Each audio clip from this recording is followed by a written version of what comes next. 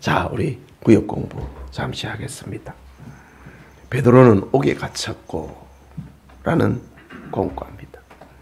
사도행전 12장 1절에서 10절을 본문으로 합니다. 문제 보겠습니다. 사탄이 교회를 박해하는 가장 잔인하고 강력한 방법은 무엇인가요? 설교문에서 찾아보시라. 권력을 이용하여 교회를 박해하는 거지요. 이 가장 잔인하고 가장 강력한 방법이지요. 2번입니다.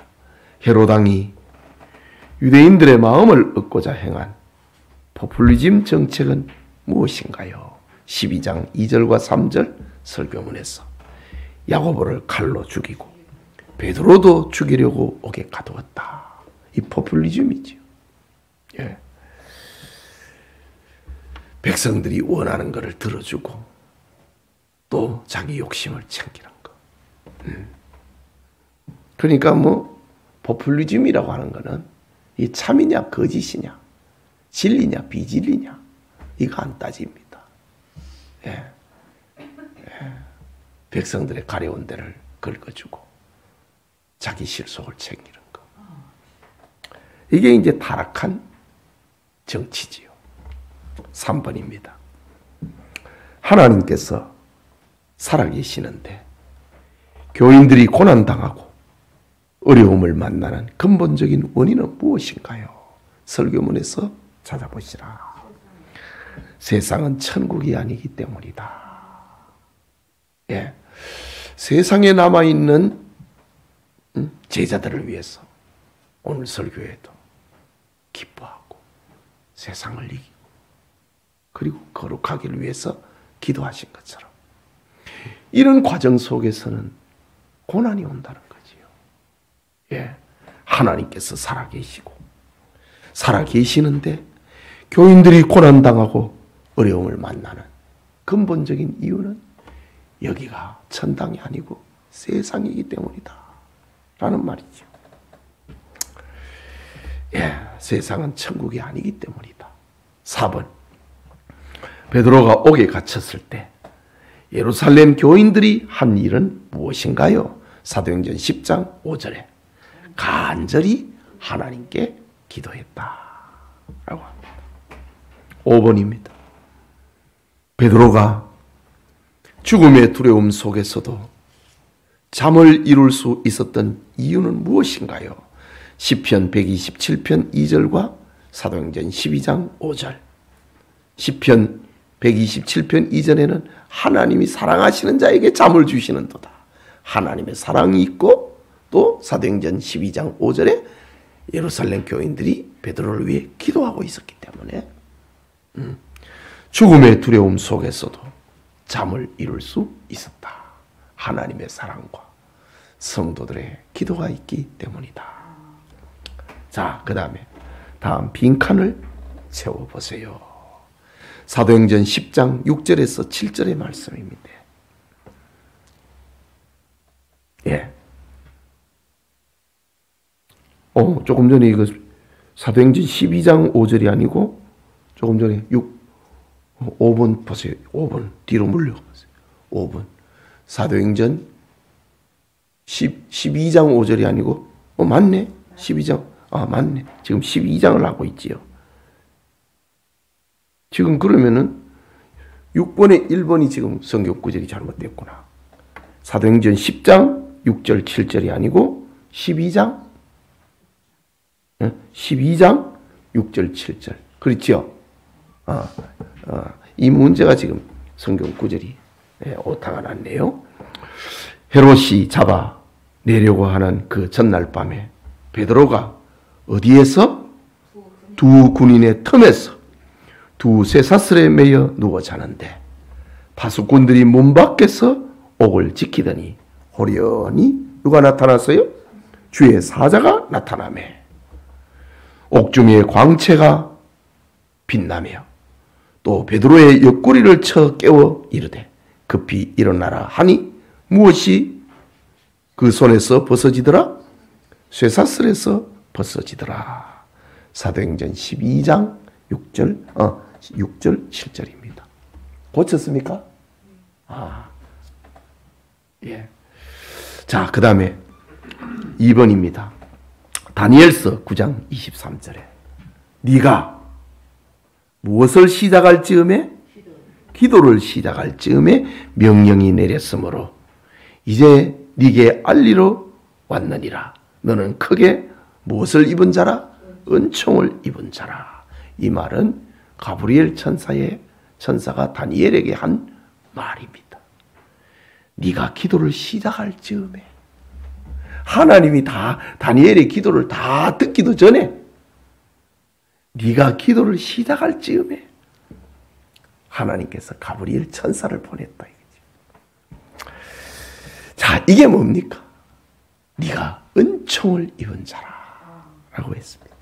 3번 설교문에 나오는 문장.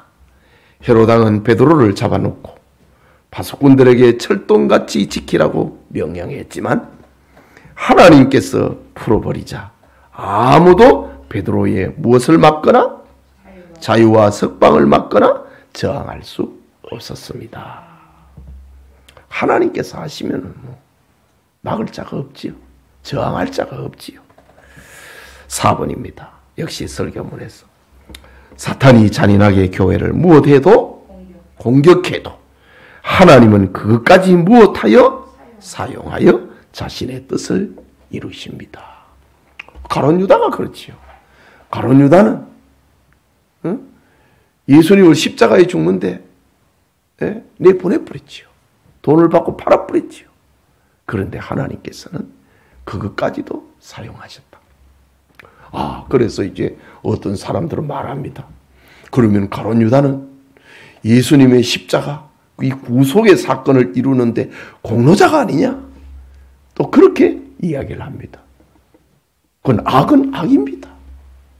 예수님께서는 차라리 네가 나지 않았으면 좋을 뻔했다. 그렇게 얘기하지요. 그러면 우리가 어떻게 됩니까? 하나님 앞에 악의 도구로 어떻게든지 간에 하나님의 뜻대로 되는데 우리는 악의 도구로 사용되지 않고 선의 도구로 사용돼야 하는 거지요. 헤로당은 지금 악의 도구로 사용됩니다.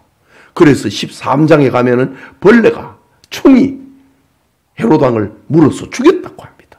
악의 도구로 사용되는 자는 결국은 하나님 심판한다고요. 그런데 하나님께서는 그것까지도 사용해가지고 자신의 뜻을 이루어가는데, 나 그러면 하나님의 뜻을 이루는데 나 사용되었는데 나는 공로자가 아니냐? 그래 말하면 안 됩니다.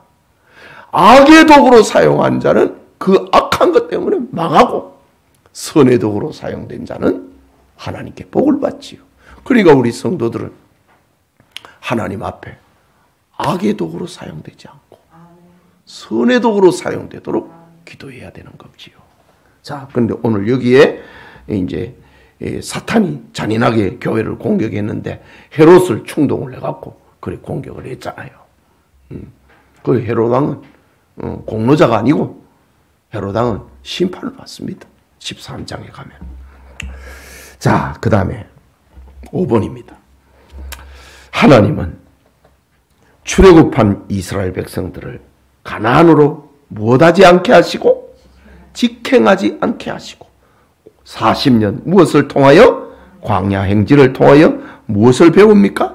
하나님을 배우고 인생을 배운 후에 가나안에 들어가게 하셨다. 이게 하나님 계획입니다. 그러니까 우리가 세상에서 고난당하고 바로 천당 데려가는 게 아니다 이거죠.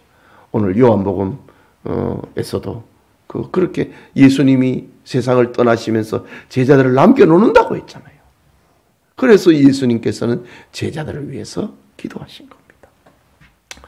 자, 그 광야 행진을 통해 가지고 하나님을 배우고 인생을 배운 후에 가나안에 천국에 들어가게 하신다라는 겁니다. 마지막 질문. 베드로를 죽이기로 한 사탄의 전략은 거의 무엇할 뻔했습니다? 성공할 뻔했습니다. 그러나 결국은 사탄의 전략은 무엇했습니다? 패하고 말았습니다. 이유는 성도들의 무엇이 있었기 때문입니다? 기도가 있었기 때문입니다. 주님은 우리에게 무엇을 명령하셨습니다?